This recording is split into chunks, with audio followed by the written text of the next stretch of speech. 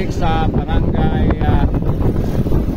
Malhom, Town of Anda. So nandito na naman kami sa boundary ng Bulinaw at Anda. Siyempre hindi namin mga palampas ang opportunity na mag-video dito sa isa sa mga landmark dito sa bayan ng Anda.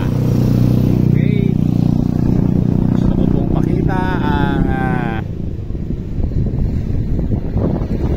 view dito sa tulay. Ito yung malawak na ilog na nagdudugtong sa ano ba to, dagat ng Anda at Bulinaw. Kung nakikita nyo may mga floating fish cage at ibang uri ng isda na kinukulture dito at ina-harvest, then pinabagsak sa mga iba't ibang syudad at pamilihan ng mga isda.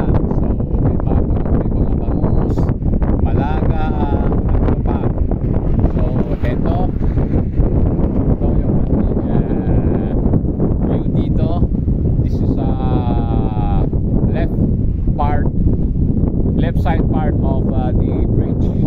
Okay, ayan 360. So kung tatawid tayo dito sa kabila mga kaibigan, ito naman yung view sa kabila. So ito yung daan.